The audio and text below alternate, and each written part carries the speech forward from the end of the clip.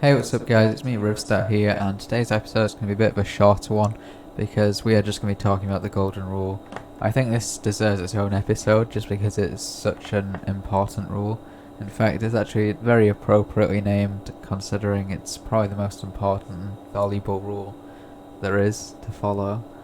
There's not really any games that sort of follow my voiceover because this just applies to every single game ever, I guess. Maybe not my last game because I didn't follow it there, but any other game.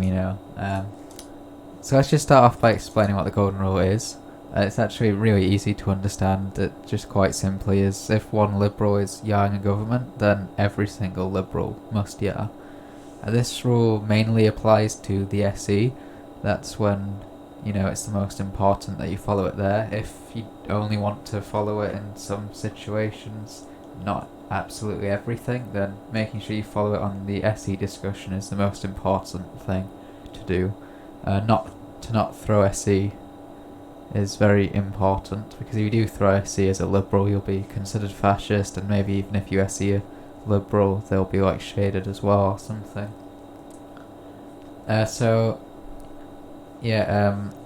This also mainly applies to like Hitler's own governments and Vito's own governments too, but you can actually just take this rule and apply it to pretty much everywhere.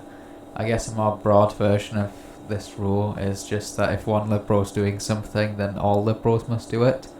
So this technically does also apply to pre-Hitler's own governments, and when people top deck and 9 governments, and even in situations where like 1 to 2 players have been shot, you should still probably follow the Golden Rule most of the time. There are many ways in which you can actually confirm that at least one Liberal is doing something. For starters, simply having one player as a confirmed Liberal, that can be achieved by just having 3 conflicts, or having 2 conflicts and someone invested Liberal by someone not in conflict. Or there's some other ways I think you can get confirmed Liberals. Like if there's deck conflicts as well, like actual deck conflicts, like in a 7 blue deck or something, you can get them that way. If you have a confirmed Liberal, you basically follow the Golden Rule every single time they suggest anything, because the game's sort of resigned to them.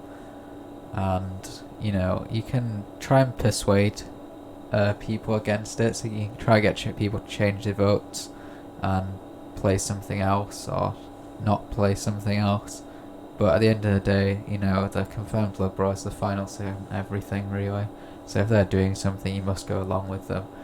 And the reasoning why you must follow the Golden Rule is quite simply because basically the concept that if a government is bad and you 9 it, then it won't change anything because it's already passing. If there's one Liberal yah, all 3 fascists are going to yah, and that one Liberal is going to yah, and the government's going to pass with or without your vote.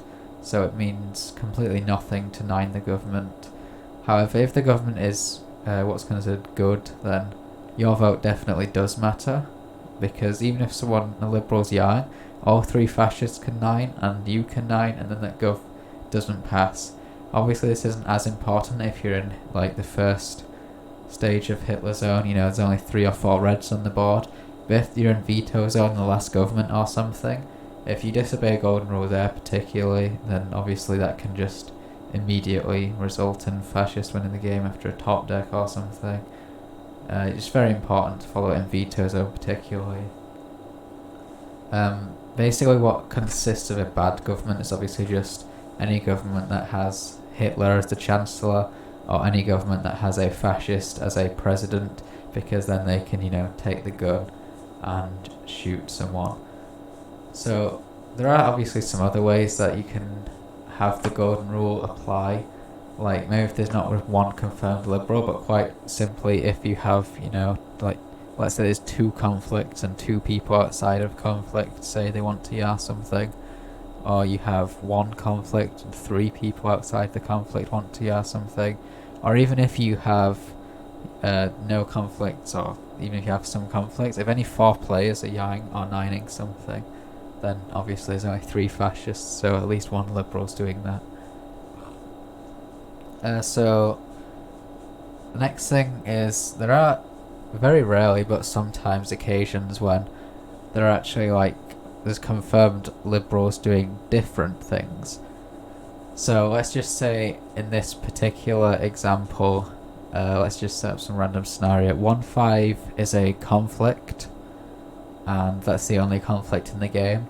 And we're on SE or something. I don't know. Yeah, let's just say it's on SE, and you have maybe like 1, 5, 2, and 3 all want to SE 3, but 4, 6, 7 all want to SE 6.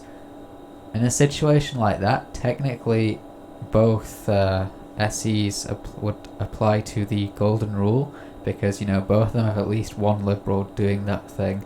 So in this exact situation, both 3 and 6 would have votes, and in an actual game you could technically argue for either SE.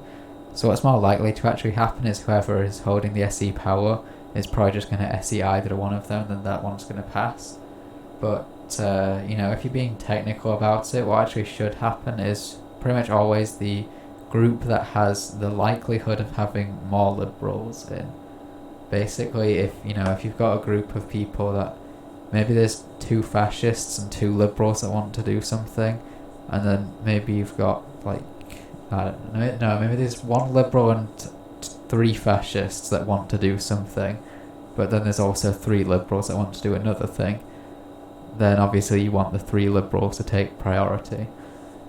So what actually should happen in this exact scenario that I sort of set up would be that 6 should be SE'd, because 4, 6, 7 has a higher chance of being, more liberals than 1, 2, 3, 5 does, because 1, 5 is already a conflict, and that in itself is a bit of a problem, because you don't really want to be giving people in conflict a vote if it's not a double dip.